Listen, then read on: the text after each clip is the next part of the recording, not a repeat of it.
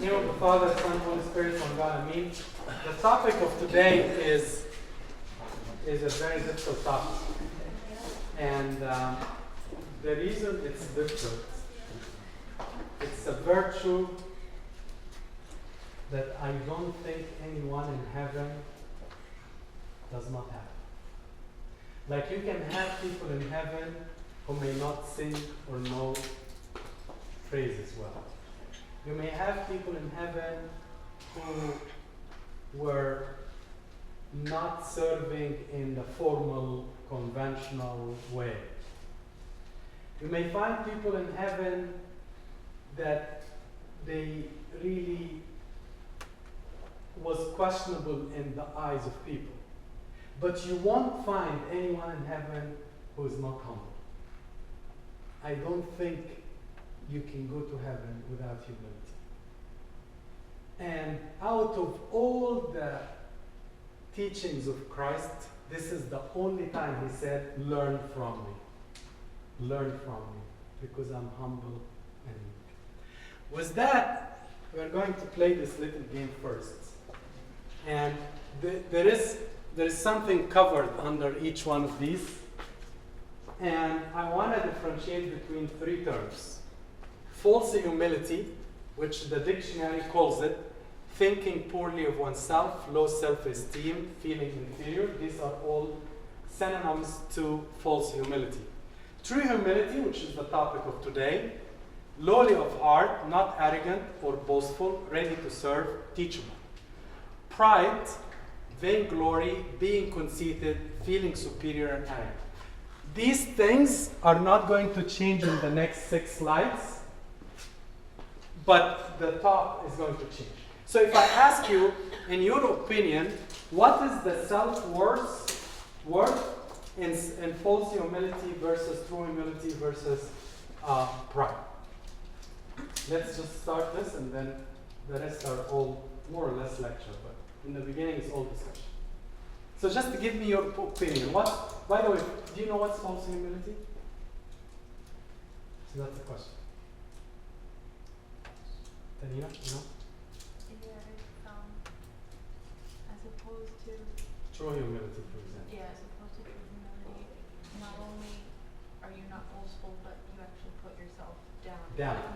You put yourself down, you have a low self-esteem, and in the church setting, sometimes people may misperceive that, oh, this guy is very humble. But actually, he's not humble, but he is low self-esteem. So, his self-worth, I'm not sure, I'm sorry for the font, but self-defeating mindset, poor self-image, saying to himself, I am a failure, I am worthless. We have chairs, nobody's getting chairs. Chairs are here. I cannot do anything, no one likes me. That's called false humility. Here. Right here. No, I don't want your chair, I want you. I'm not going to interrupt full conversation. Okay. Unless you want to sit in the back and don't let anyone bring chairs. You want to do that? All right. So, low self-esteem. Somebody will tell himself, I am worthless, I am a failure, I deserve nothing. That's called false humility. While true humility, selflessness, not self-centered, not fearful about what others think of him, pride, self-conceited, exaggerated opinion of himself. Like he thinks of himself much higher than all of you. Like you guys are all in one, gang, I'm different group. Okay, in your opinion, what are the differences between the three? His evaluation of his strengths and weaknesses. What do you guys think? Cheers here. Guys, help me out. A person who thinks he's humble, what's his evaluation of his strength and weakness? He thinks he has no strength. He thinks He has no strength. Very good. He thinks he's just weaknesses. Very good point. If anyone wants to jump to another one, or tell me what you want to talk about, whichever. Yes, Mike. For pride, he'd be like, oh, good at I'm all strength. I don't have any weaknesses. Very good. You guys get it. What about the humble? He knows like the truth about himself. He knows who he really is. He knows his, but does he have weaknesses? Or does he have strength? He knows both, but he has a balance. Okay, so let's see what's written. Tendency to be self-despising or belittling of himself, to be self-deprecating around others. He's always feeling he's less than others. Due to feeling inferior, useless, or unworthy. However, the true humble, balanced view of his good and bad, the strength and weaknesses, and his position in the community. Pride, however, vainglory, boasting of his appearance and qualities and achievement. Okay. His concerns towards others. What do you think a false humble person, what's his concerns about others? How does he think of others? Yes, Tanya. He might think like towards another person that like he couldn't even help someone because he can't even help Very himself. good point. So he cannot help someone because I'm so weak. I'm so not humble, but I'm so deficient. So if Tanina needs help, oh, I'm sorry, I can't help you. Not because I'm really humble, because I think of myself useless. Somebody, yeah. He think they are best than him. He thinks everybody's better than him. Very good. What about his concerns towards others as humble? What does he think of others as a humble man? Or is it prideful man? Alright, so let's see. So he's preoccupied with his own concerns of himself and cannot focus on others. See, the humble, the false humble, doesn't worry about others. He's worrying only. There is a lot of similarity between false humble and pride in this point. Because the pride, he is so self-centered, he doesn't care about others, but not because he is low self-esteem, but because nobody matters. If you guys are all hungry or all needy or all crying or all of this, it's me, and it's all about me. While the first one, he is so anxious about his own self and cannot focus on that. The guy in the middle, he is giving, sacrificing, thinks of others, like to encourage and help, like we'll go to somebody and say, good boy, you did a good job. I'm very proud of you, or something like that. The first one, he does not allow anybody to be a good boy in front of him. He is the only good. And the first one, he says, of course, he's a good boy because I'm useless, I know. You know? So when you encourage somebody in front of him, he says, yeah, I'm the worst one. But the first one will say, who's that good man here? I'm the only good man. And that's the difference. Okay, how does he treat others? My point of all what I'm doing now, to really make you be balanced, because a lot of the orthodox misteachings give an impression that when you are thinking of yourself low and you are completely don't have except weaknesses, that's humility. That's not humility. Humility is when you balance your strength and weakness and you always think that God is the reason of your strength. And we'll come to that. So, how does he treat others as a false humble? Daniel, you heard that. I feel bad to answer everything. No, don't feel bad. You are sitting in the front. You should all come here. Basically, he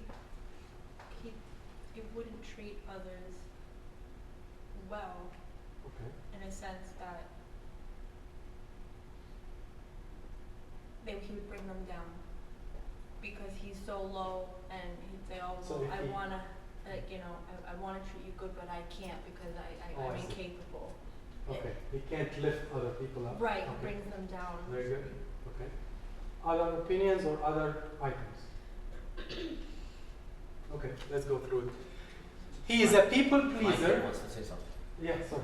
If somebody's falsely humble, they can be like a doormat to other people. Yes. He can walk all over them. Exactly. I think he's a people pleaser. He does whatever others want, regardless of what he likes or if it's right or wrong. Like you will find so many people who falsely humble, they are willing to go any wrong places, to do any wrong thing, because he himself does not have the clearance or the ability to say, my opinion is so and so. No, his opinion is so low. But he himself, some people told him, oh, you are very humble. So he doesn't change himself. That's a big problem. Yes, Mark. I was just thinking of something, but I'm not too sure of where it would go. Either it's false humility or maybe pride. But couldn't false humility be somebody who's maybe prideful but tries to act like, like their outward appearance is like always trying to act humble, like, because it's supposed to be an inward Yes. to outward thing, Yes. so. This is actually a very interesting point, because at the end of the day, you will find a lot of similarities between pride and the first one and the last one.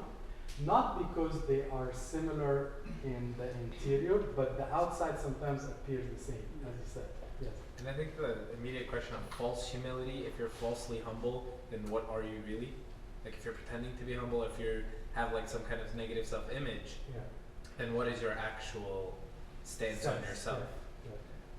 So true humility, though, he treats everyone with respect, care, concern, regardless of their status, position, worthiness, not playing favorites. Prideful, though, selfish ambition, he gets ahead of others at their expense. He climbs on others. Okay. False humility is timid, insecure, lacking self-assurance, afraid to take an initiative. And I like this one. He is so mindful of others' interests. That's a humble man. That's what Christ was. Christ was always mindful with the bleeding woman and the person whose son dying. And at the same time, he's the rabbi, or he's the what? And he's the master. This one is overbearing, too demanding. He wants people to serve him. Finally, how does he or she treat others? I think it's similar to prior ones. I'll go ahead with the answers. He's dependent what others think. That's a false humble. He serves others and without seeking personal gain. That's a big difference, without seeking the personal gain. He treats others as less than him, the prideful, and unworthy of his concern. I thought that's the last one. Okay, that's very important. What do you think each one expect if you give him a feedback?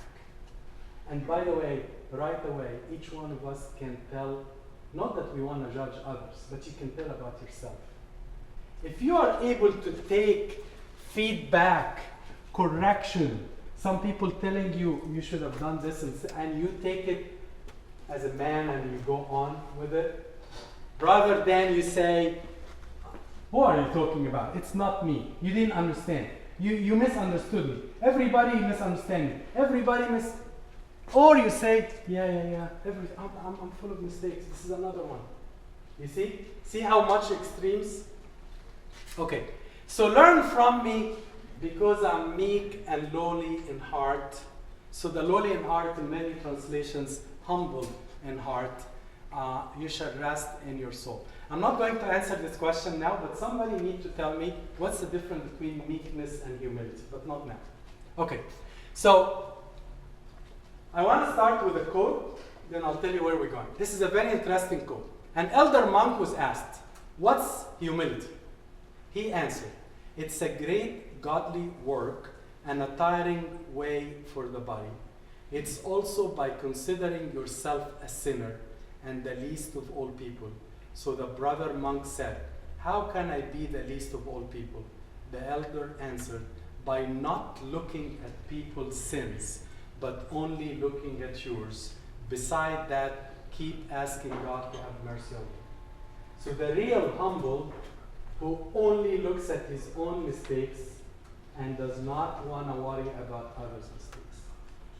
With that, what are the blessings of humility, in your opinion? Blessings of humility. Help me out. Yes, Mark.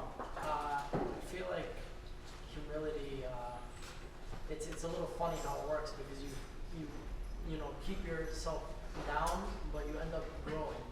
So, I don't know what is the exact word I'm going to say, but growing. Fine. Very good. The blessings of humility.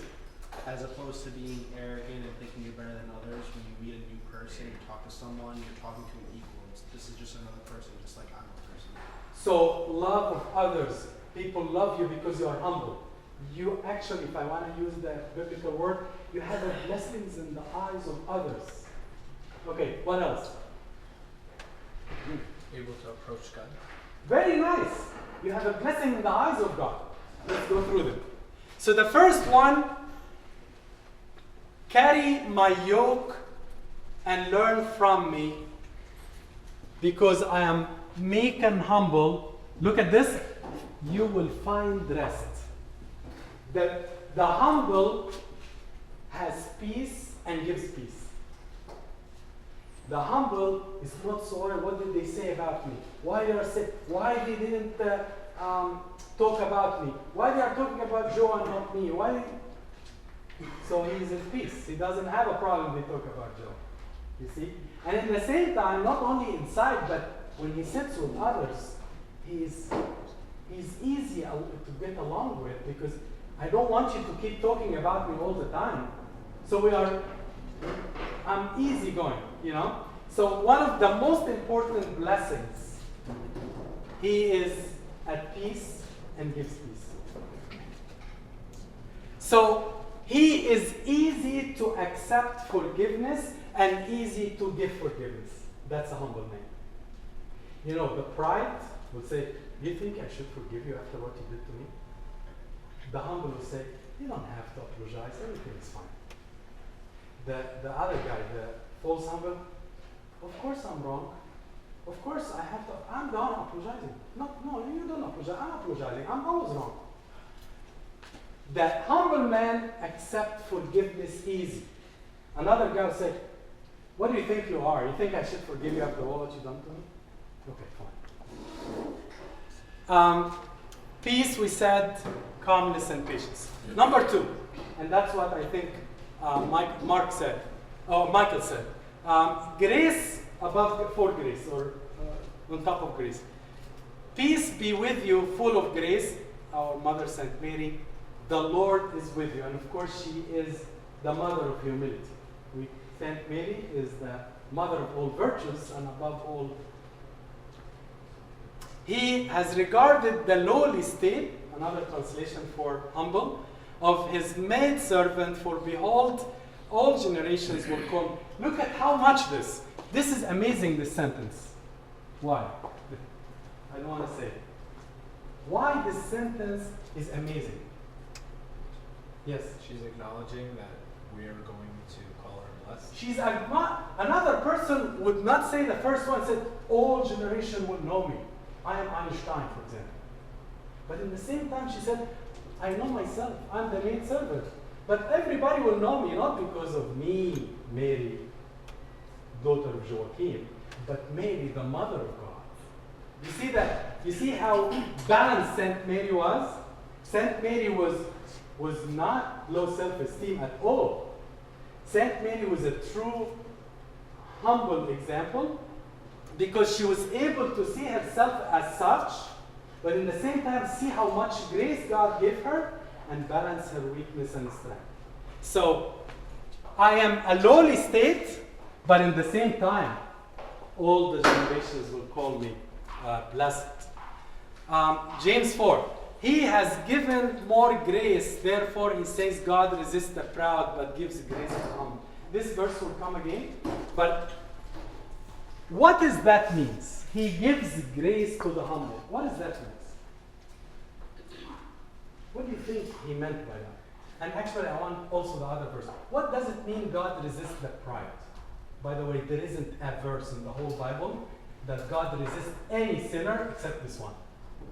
Like God will welcome the prostitutes. God will welcome the tax collectors, but God resists like, get away from me. I don't wanna see your face. That's the only sinner that God resists. Why? That's one question. The second question, what does it mean by giving grace to the humble? Two questions. Sorry? I don't know who's answering. Roman? You have a good answer? Sure. I mean, if you don't have it, it's up to you. I think because when God said with that person, that person doesn't see himself wrong, so he doesn't get the chance to God to listen. Very good point. So God resists the sinner because the sinner sits with God and telling God, how do you feel, God? Are you doing good? Is everything fine with you? Do you need any help? I mean, who did that?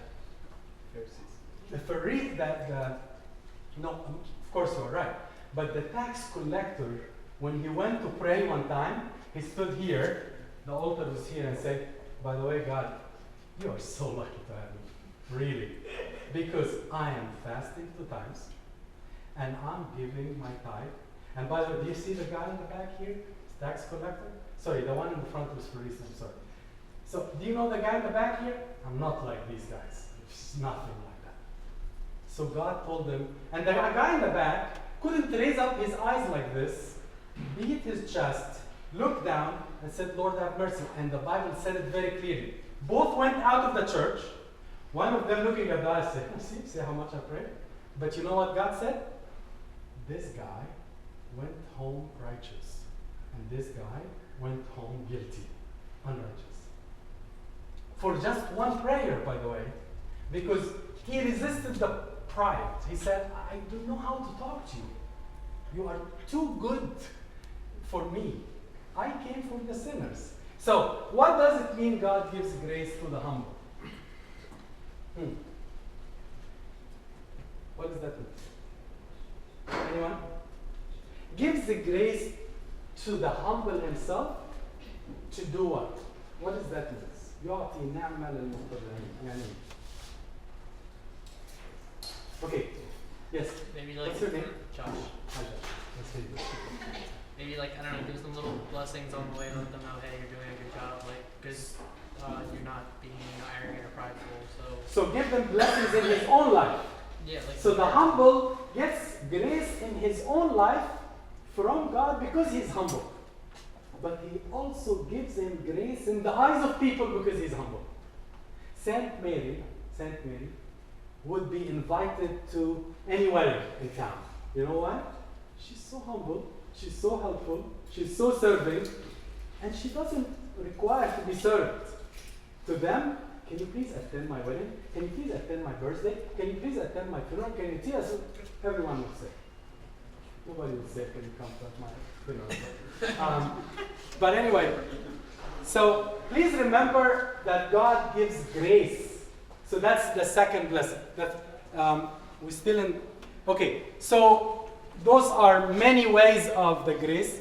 Number 4. Another blessing is the humble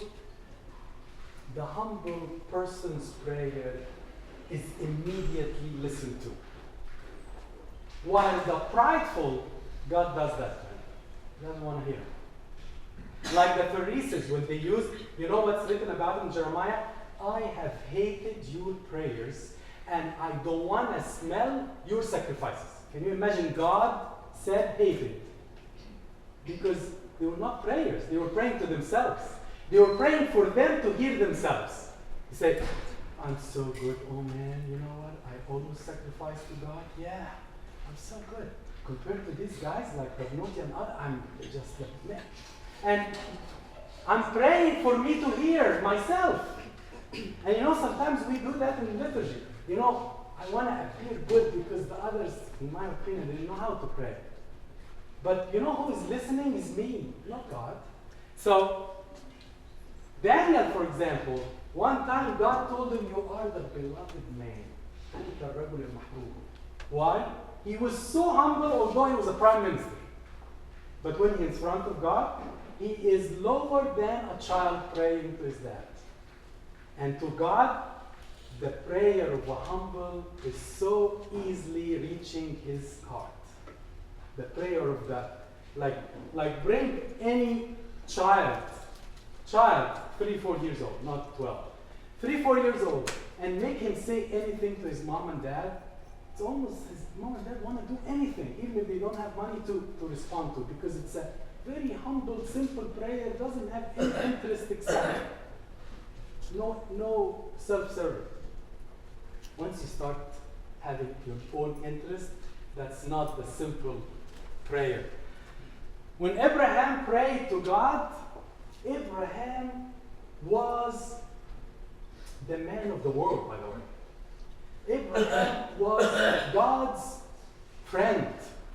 But when he prays like the most subservient servant to God and says, I am turab wa ramad. I am ashes and dust. And the chapter before, Abraham, God will tell him, I cannot just not tell Abraham what I'm doing. God, you are God. You are God. You can do anything and you don't have to tell anyone. But says, no, I cannot not tell Abraham. But you know why he cannot? Because Abraham, when he stands before God, with all this rank before God, above all of this, he says, I am nothing. I am ashes and dust. And so on. I'm not going to go through all the people when they pray, how the prayer of a humble, exactly like the tax collector when the Bible says like this, he could not lift up his eyes, as if he doesn't want to dirty heaven.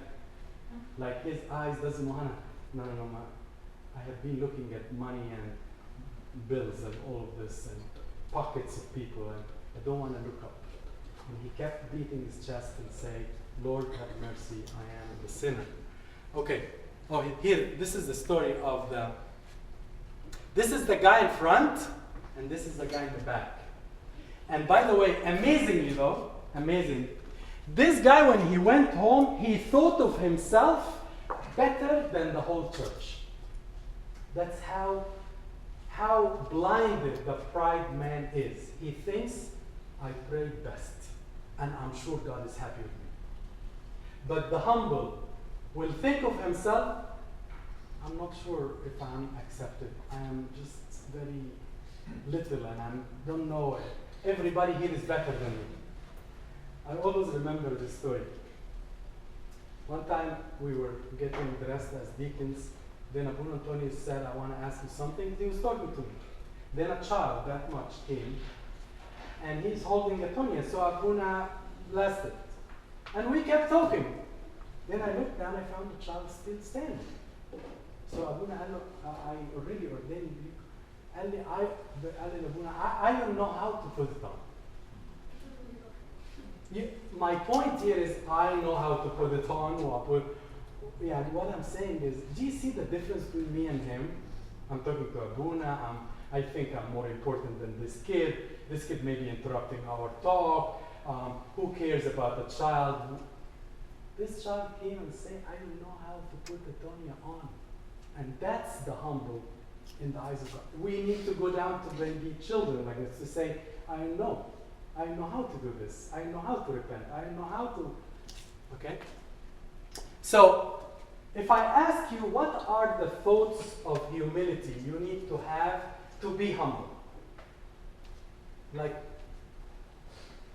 What are the thoughts of humility in your mind you think we should have or experience or practice to be humble? Yes, please. So something, even with the stories from before and now, kind of like my mind was slipping into the false humility thoughts because, like I'm dust and ashes, like you said, Abraham said.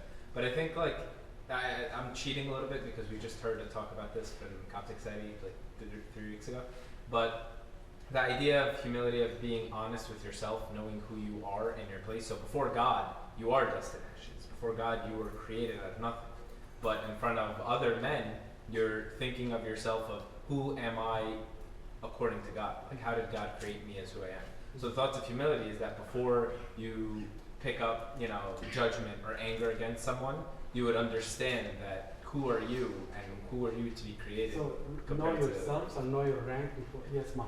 Kind of similar to what he says, like acknowledging your strengths and weaknesses and knowing that your strengths come Okay. from the glory of God. And, Very good, Mars. I think to be a servant of God, and since God came and served us, to serve all. So the quote of being the servant. Yeah. Okay. All right.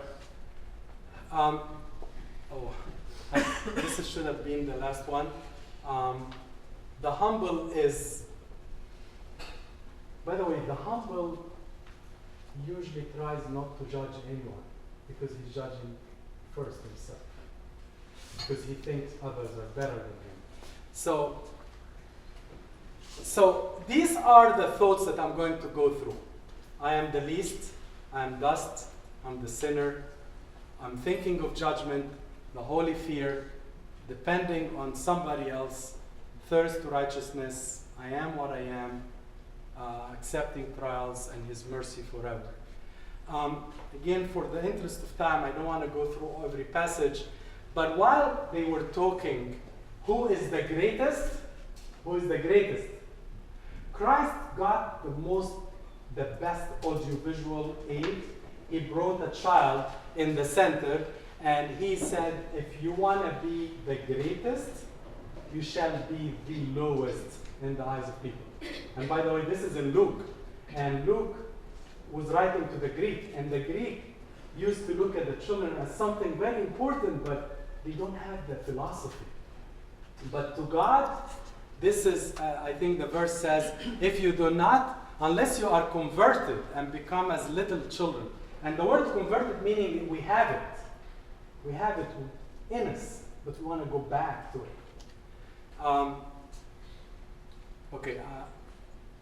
I'm going to let go of this. Number 2, I heard a very old sermon for Pope Shenouda, the late Pope Shenouda, about dust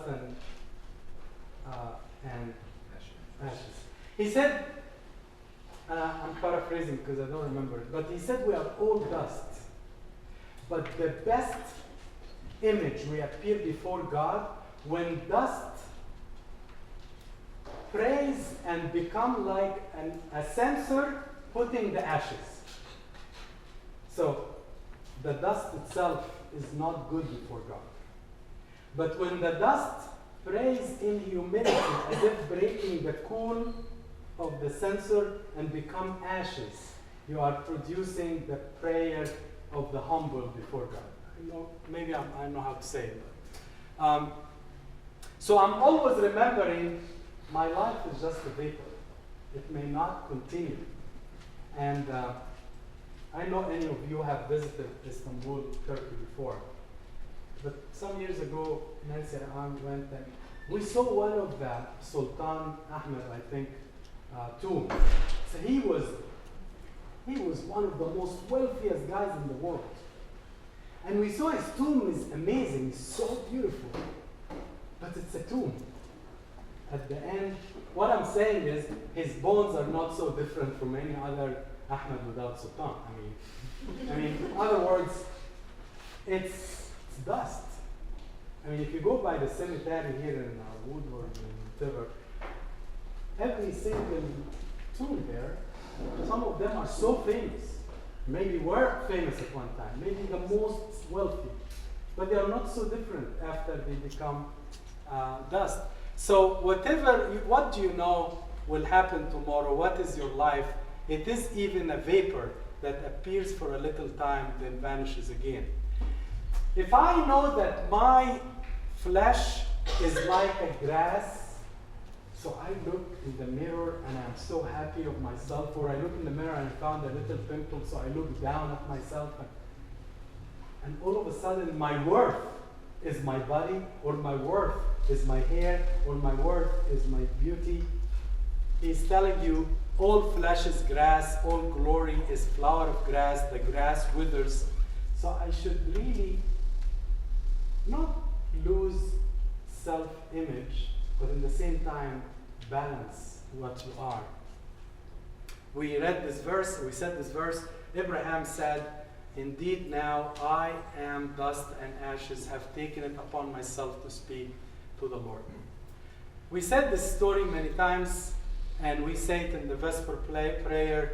If the righteous one is scarcely saved, how shall I be saved? I am the sinner. In 1 Corinthians, St. Paul says, let no one deceive himself. If anyone among you seems to be wise in this age, let him become a fool, that he may become wise. Does anyone understand this verse? What does that mean, let him become a fool? Yes. Michael, is that? Yeah. I think it means that you should always be in the mindset that there's always more to learn, that you don't know everything. Okay, very good. Excellent. So the wise man should not always say, I know it all. Fine. Yes, Mark. Yeah, same idea. I think sometimes we get carried away with literally what the verse says with our age, and we think that children can't be teachers to us because we're supposed to be their authority. So it's always put yourself lower and to open your mind to that idea so that you may be able to see what you're supposed to learn. Okay. Very good. Excellent answers. Any other? One of the answers to this verse, if you think of yourself wise, think again that your wisdom is actually could be foolish in the eyes of God. And rather than you want to go and tell others what to do, wait a little bit, because you may hear a different opinion, and this opinion far exceeds your wisdom. And all of us have learned from this. One time we asked Pope Shenouda, and Pope Shenouda was a poet, with a politician, with a journalist, was of course theologian, and many other things. He asked him, when people praise you, how do you not become prideful? How? I mean, if one like me who has none of these lists tell me, oh, you're doing good, I feel, yeah, right. Yeah. And this guy has like pages of things to be praised about. How? So they asked him, and he says, because I always tell myself on the same time that I'm being praised, that this is all not from me. This is all granted to me. So how can I be prideful of things given to me, not something that I created in myself? And this is balanced in him. And he's humble, but he's never low self-esteem. He is so confident, by the way. This guy would sit in a big room full of theologians and full of politicians, and he can masters everybody. But in the same time, inside himself, he thinks that his wisdom in the eyes of God is just foolishness. It's like a child talking to his dad. How can he be too wise? So that's why they conquer this feeling of praises. And the tax collector, stand afar off, would not so much raise his eyes to heaven, but beat his breast, saying, God, be merciful to me, a sinner. Okay. Number 4. In order for me to learn to be humble, remember that there is a judgment all the time. Because the prideful thinks he's above the law. He is making the law. I am making the law when I say he is this and this. I am always right. I'm always righteous. I'm always the best. I'm always correct. So I'm above the law. But the humble who thinks that he will stand before the just judge, trembling and scared of the judgment. And that gives him a sense of humility. On the same token, and if you want to read Romans 12, it's all about judging others. But one of the 5 things that St. Paul wrote in that chapter, how to not judge others, one of them is, think of Tanina as she is the servant of another master. How can you judge the servant of another master? Leave her to her master. Her master will take care of her. That's one way. But the second, which is more important, one day both of us will be standing before a different judge. I am not the judge. I'm going to stand before the judge. How can I judge her today with what rules and what constitution if both of us will have the same judge at the end? You follow me? And that's one of the big ways of thoughts of humility, that every word man speak will give an account of it in the day of judgment. And what more can be done to my vineyard, and I have not done it? I expected it to bring forth good fruits, and it didn't. Number 5. How is the holy fear gives the thought of humility? Anyone wants to comment? And how is that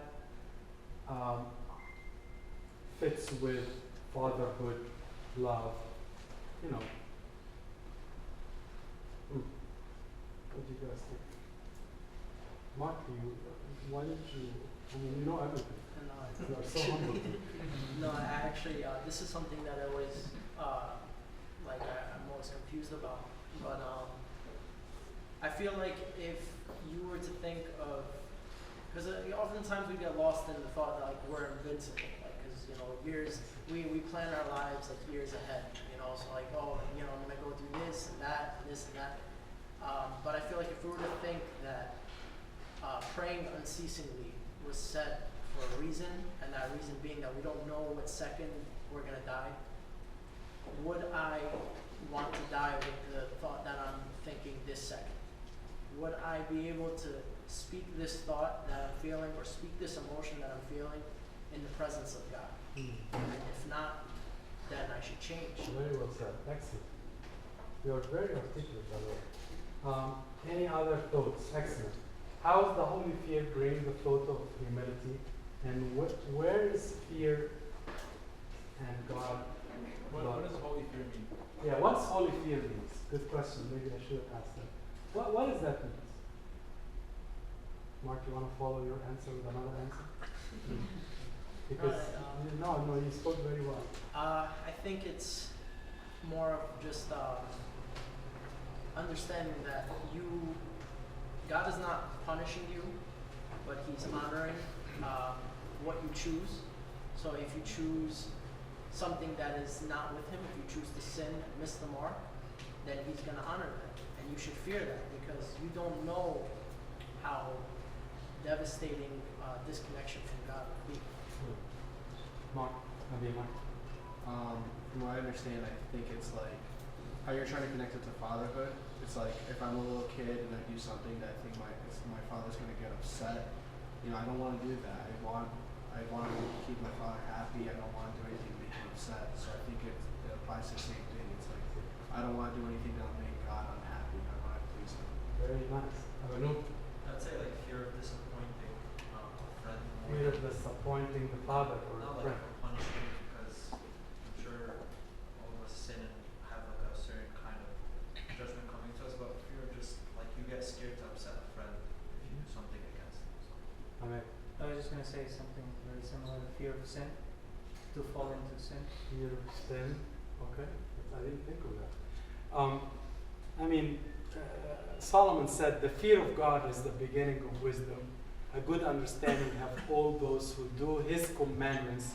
His praise endures forever. The holy fear in simple way is, as Michael and everybody said, is really do not abuse God's love to the extent you become under His judgment. Because if I abuse His love, then I'll fall one day under His judgment, because I abused His mercy so much. So for example, I'll say, let me go and do this sin, God will forgive me because He's so loving. And I don't have to repent now, it's okay. One day, God is so loving, He will forgive me. And God is not present here, so I can judge these people. But if I know that God is present in every time I do a sin, I may not do the sin fearing His love, not fearing His judgment. So that's what holy fear, I think. St. Paul wrote it in a different way. Since there is a promise of entering his rest, let us fear that any of you seem to have come short of it. Like, imagine we are 40 people here. Can you imagine how would it feel that one of us, for that person, would not reach heaven? How would it feel? Like 39 goes, and the 40th said, oh my God, I fell short. Fear that. Fear that you fall short, although you were promised paradise. Because your name was written upon your baptism, your name was written in the book of life. But it's not a guarantee though, so fear your name will be omitted. In Peter, if you call on a father who without partiality judges according to each one's work, conduct yourself throughout the time of your stay here in fear. Like, don't abuse his fatherhood because he has no partiality. His fairness and mercy has to meet. That's what we say in Holy Friday. The fairness and الرحمة والحق تلاقيا البر والسلام تلاثم. The next one, I'm almost done. One of the things help in humility, that one day I'm going to be old. One day I will have no teeth. One day my beauty will be lost. My muscles will be less. My hair will be gray. My knees will not be working well. So don't be too prideful of what you have now, because it's given to you as a grant, as a gift. But it's not like you deserve it. There is so many people, by the way, do not have what we have, not because they are sinners. Please do not ever think this way. You were not given all what you got of blessings because you deserve it. It's God's love and mercy and blessings and generosity to us. And to them, there is also a lot of blessings they have, but in a different way. So do not ever think I'll be always the strong, the opinionated, the beautiful, the handsome. Calm down, man. Wait. I mean, you are not, it's humble yourself. You're not going to be like this anymore. Now I have a lot of hair, white hair. I'm losing hair here. I'm losing this. I can't be always the same way, and I have to think one day maybe I'll be very forgetful, and I will not say what I want to say now. And all of us should think this way. So if I even say something good now, I should tell myself, this is just a gift for now. Yes, Mike. I feel like that also applies to those of us who are still like in school or even at work. It's if you're afraid to ask for help, that you don't understand something, that it's like, oh, I don't want to ask my professor because it's embarrassing that I don't understand. But you should be able to go to a professor, even ask a friend, be like, hey, I don't understand this, can you help me out? In the same way, you know you're good at something, you should be able to help them out as well. Excellent, thank you. Okay, I'm always needing righteousness. I'm sorry I have to go fast because it's 10 o'clock. St. Paul went to heaven. St. Paul went to the third heaven. He saw paradise. I mean, with all respect to all of us, what can you boast with compared to him?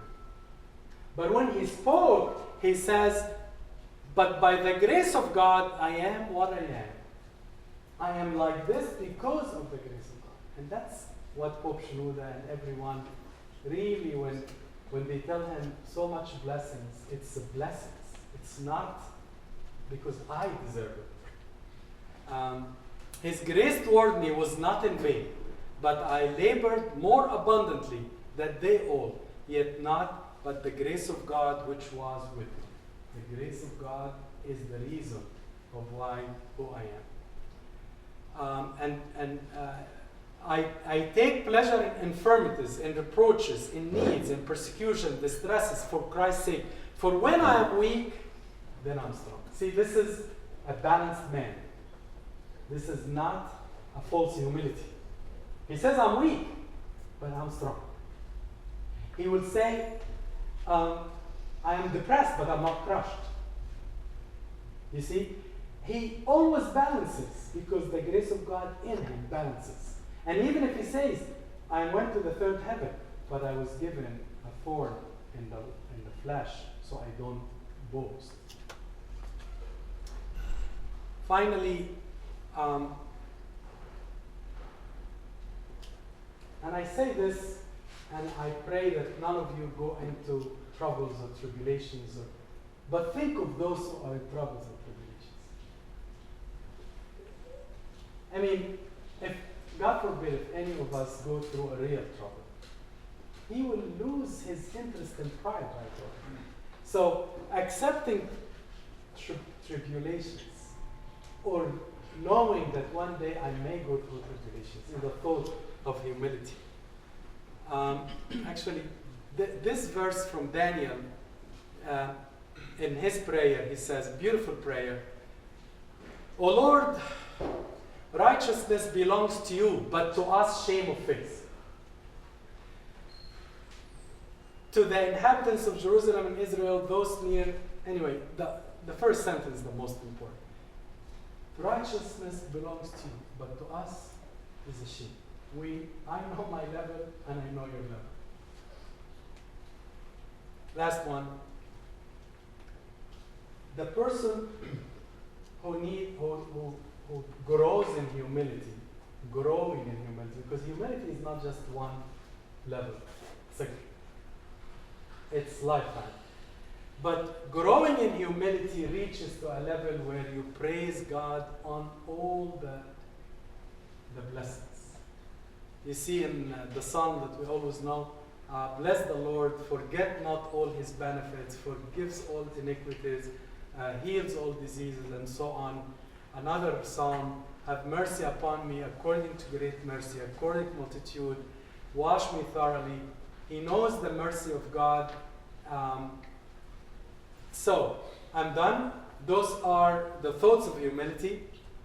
I'm the least, I'm dust, I'm the sinner, thinking of judgment, thinking that I don't want to upset his fear, his godly fear. I didn't mention dependency, meaning I cannot do it alone. Thirst for righteousness, I am because of his grace, accepting trials, and his mercy endures forever. I just want to end by this idea. A humble man is not the poor man. A humble man is not the ugly girl. A humble girl is not the ugly girl. A humble person is not the failing in class person. You could be very rich, very handsome, very pretty, very successful, and humble. Because humility does not mean failure or loss of things to be proud of. Because what you are proud of, you are proud of the grace of God that give you the handsomeness or the prettiness or the success or the relations or the grace in the eyes of people. Please understand this. And I want you always to live with that thought. And please pray that we all need humility. Humility is a virtue that takes you to heaven without maybe God asking you, do you know it or not? Humility, you are a child going in his bosom, no questions asked. Humility because you learned it from him. And I want to end by asking you, he said, learn it from me because I'm meek and humble. What's the difference? I'm done. What's the difference between, what is meekness and humility? Are they related, unrelated? Why he said it in one verse? Yes. I think humility is the feeling in heart. Meekness is what comes on the outside. That's exactly right. That's absolutely 100% correct. Humility is the inward, while meekness is the outward. Saint Mary was meek. You see her, you can say she's humble, but you can say she's meek. But the humility is the inward that only God sees. What people may see is the meekness, which what we say, he has a blessings in the eyes of people. Everybody like this girl. Why? I don't know. She's very simple. She's very meek. I think she's humble. You see? But what God sees, her humility. Any questions? Yes, Maria. Okay, so it's confused. Like, I feel it's confusing because. I'm glad you said it at the end. Huh? No, right? Okay, so sometimes, like, when you do something or you be humble, like, you feel that you're, like you don't feel it, but it's, like, you have a good feeling about it, and then you feel, no, that wasn't you, Marina, like, that's fake. So you don't know, is that really, like, you being humble, or does the devil, like, playing with you? Okay, that's a very good question. I have another question. Okay, like what you said about.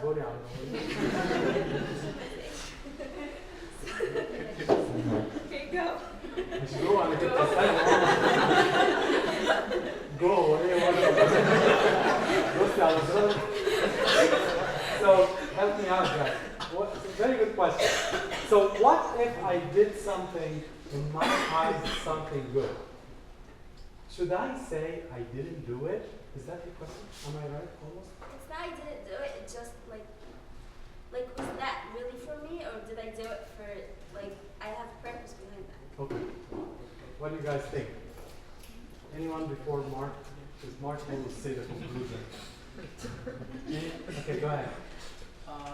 I think if you're conscious or that conscious that after you do something good, you're thinking to yourself, like, is it me or should I be proud of this? Or I think you're on the right track because You are? you're on the right track because if you're conscious of that thought that maybe, because temptation always passes you by, no matter what. I mean, you can be super humble. It doesn't mean that you're not going to have the temptation to think highly of yourself. But do you dwell on that? Do you take that thought and run with it? Or do you counter it with the thought of, no, I shouldn't feel this right now? I think when you get that feeling like, oh, maybe I think I'm humble with like the way you act, you should be meek because you want to be, not to prove a point or not to appear like, Okay. you know what I mean? I know, I understand. Yes. I think it's okay to feel that you did something good. You just have to think that it was given to you from God, that I did that good thing. It's not a bad thing to think that you did something good. Okay, very good. What, any other thoughts? Is it right to think, I think I'm humble? Because somebody said that. I just want to make sure. Huh? Yeah. By the way, I mean, there is no. I think I'm not humble, so I don't know. But I think the humble will never tell himself I'm humble. That defeats the whole purpose. I know you didn't mean it. No, I'm wondering, can we elaborate more on what was meant? Like, Okay, what I mean is. no, not like what she was saying. Okay, I'll come to her, but somebody, I thought we were going to that direction, so I want to make it clear. If one of your achievements is your humility, this is not something like there is not enough of humility that you can. It's a progression. Exactly. It's a life. There is not. You cannot It's say not that. like saying, "I think I was humble today when I did that." That's already breaking the rule for humility, because the humble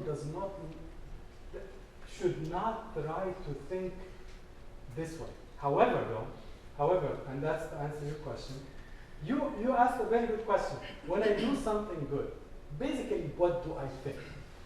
My opinion, and I think I heard it from Ahmed very nicely, and Michael, I think you should say these good things definitely came from God, because I know very well, if you guys know what I am inside me, you will not listen to me. So I know myself. I cannot deceive myself, and that's what we need to reach. If I deceive you all, I cannot deceive myself or God. So in my own prayer, I say, God, you allowed me to help this and this, or you allowed me not to judge this and this, but if it's up to me, I would have done this wrong, wrong, wrong. So thank you for letting me do what you want me to do, but help me to grow in it. I think that's the right thing. Okay? I hope you forgot the other question. Because that's exactly what I was trying to do. You did? Good. Yes? To go off of that, I think it's No, I didn't hear.